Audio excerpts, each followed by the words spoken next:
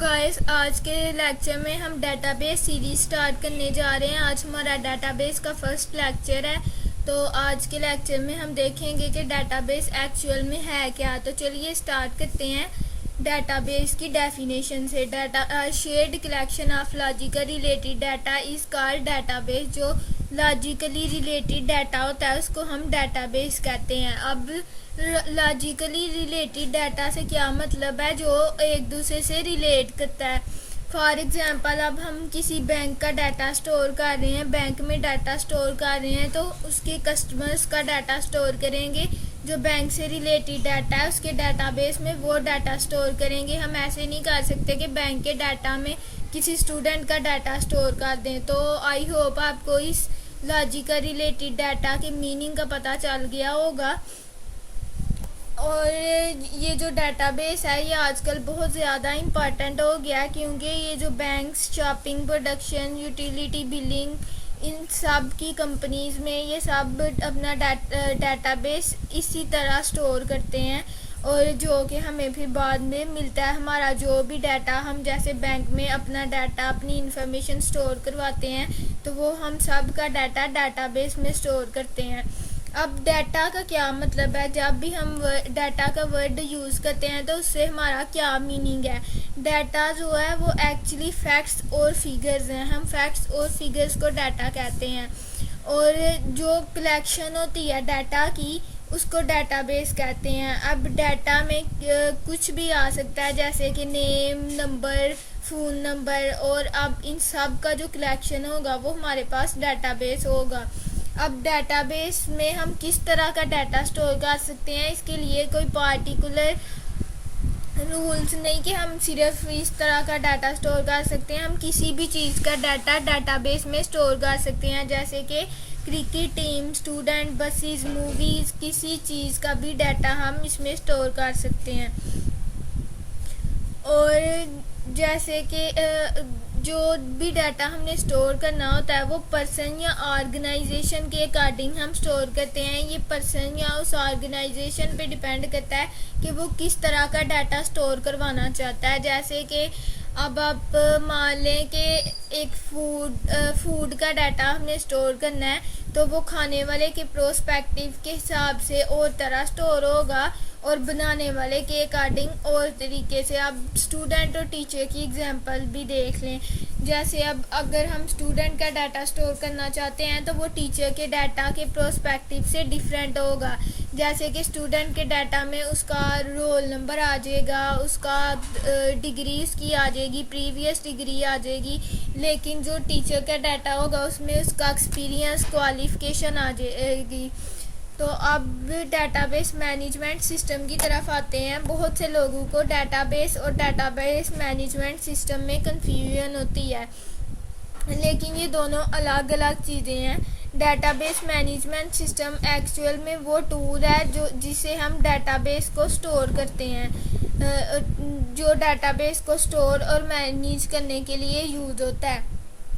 और database system, इन दोनों का कम्बिनेशन होता है, डेटाबेस और डेटाबेस मैनेजमेंट सिस्टम का। देखें, 4 चीज़ें हैं: data, database, database management system और डेटाबेस सिस्टम। जो डाटा है वो फैक्ट्स और फिगर्स होती हैं। फैक्ट्स और फिगर्स को डाटा कहते हैं, और डाटा के कलेक्शन को डेटाबेस कहते हैं। एंड जो टूल डाटा को स्टोर करने के लिए डेटाबेस, जो टूल इसको स्टोर करने के लिए यूज़ होता है डेटाबेस को, उसको DBMS या डेटाबेस मैनेजमेंट सिस्टम कहते हैं। और इन दोनों का, डेटाबेस और डेटाबेस मैनेजमेंट सिस्टम का जो कम्बिनेशन होता है उसको हम डेटाबेस सिस्टम कहते हैं। अब हम ट्रेडिशनल फाइल प्रोसेसिंग सिस्टम की बात करते हैं। जब डेटाबेस सिस्टम नहीं था, हमारे पास DBMS नहीं था, उससे पहले हम traditional file processing system use करते थे। अब ट्रेडिशनल फाइल प्रोसेसिंग सिस्टम क्या होता है, तो डिटेल्स के लिए हमने हैंड आउट्स पे ओपन करते हैं ताकि थोड़ा डिटेल से हम जान सकें। ट्रेडिशनल फाइल प्रोसेसिंग सिस्टम या फाइल प्रोसेसिंग सिस्टम ये पहले यूज़ होता था कंप्यूटर बेस्ड अप्रोच थी ये। और इसमें क्या होता था, जो डाटा था वो फाइल्स में स्टोर किया जाता था, लेकिन बड़ी ऑर्गेनाइजेशंस में इस तरह डाटा स्टोर करने में काफ़ी ज़्यादा टाइम लगता था, और इस तरह जो डाटा था काफ़ी इनएफिशिएंट हो जाता था और टाइम कंज्यूमिंग प्रोसेस होता था ये। उसके बाद जब ये कंप्यूटर वगैरह का दौर आया तो इसने काफ़ी हेल्प की डाटा को स्टोर करने के लिए, लेकिन फिर भी कुछ प्रॉब्लम्स थी जो कि राइज हुई। अब वो प्रॉब्लम्स क्या थी, जैसे कि देखें, सबसे मेन प्रॉब्लम तो ये थी कि जो प्रोग्राम और डाटा इंटरडिपेंडेंस की थी। अब प्रोग्राम एंड डाटा इंटरडिपेंडेंस से हमारा क्या मतलब है कि जो प्रोग्राम है और डाटा है वो एक दूसरे पे डिपेंड करते हैं, वो इंटरडिपेंड है एक दूसरे पे।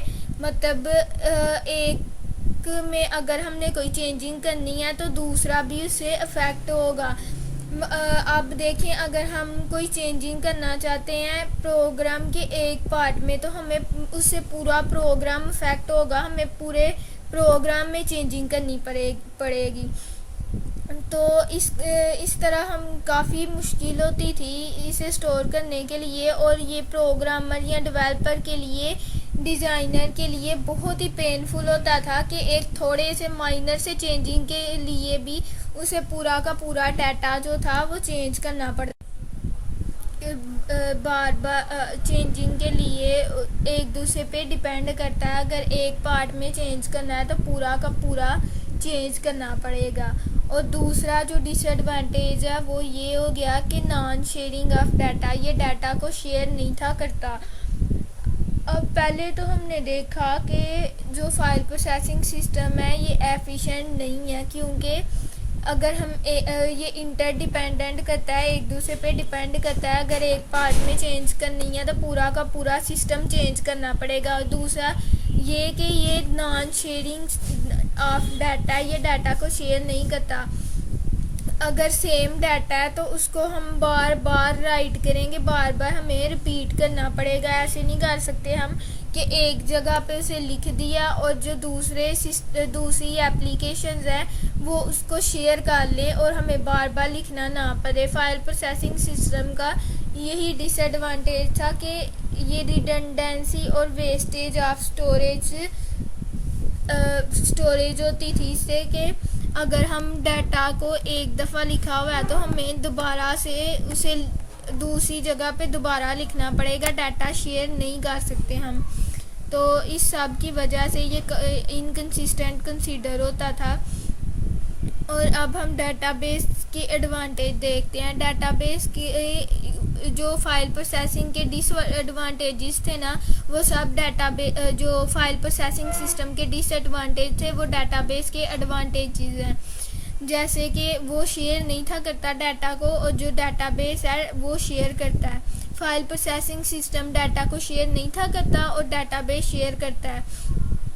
उसमें डाटा इंटरडिपेंडेंट था, इसमें डाटा इंडिपेंडेंस है, दूसरे पे डिपेंड नहीं करता डाटाबेस में डाटा। आप ये देखें, जैसे ये डायग्राम है एजुकेशन सिस्टम पे, इसमें 3 सिस्टम्स हैं, लाइब्रेरी, एग्जामिनेशन और रजिस्ट्रेशन। इन तीनों के लिए अलग अलग एप्लीकेशन यूज हुई हैं, एग्जामिनेशन एप्लीकेशन, लाइब्रेरी एप्लीकेशन और रजिस्ट्रेशन एप्लीकेशन। लेकिन इन तीनों का जो डाटा वो एक ही डाटाबेस मैनेजमेंट सिस्टम में स्टोर हुआ है।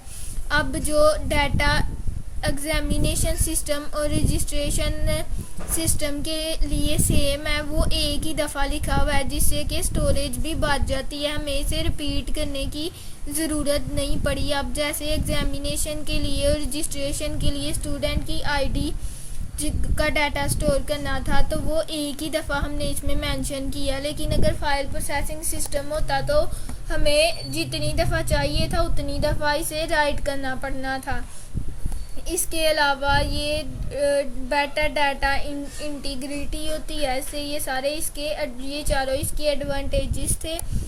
तो आज का हमारा लेक्चर यहीं ख़त्म होता है। आई होप आपको ये लेक्चर अच्छा लगा होगा। अगर आपको ये लेक्चर अच्छा लगा है और आप चाहते हैं कि मैं नेक्स्ट लेक्चर्स पे भी वीडियो बनाऊं तो मेरे चैनल को सब्सक्राइब कर दें और कमेंट में बताएं कि आपको ये लेक्चर कैसा लगा है। Thank you. अल्लाह हाफिज़। मिलते हैं नेक्स्ट लेक्चर में।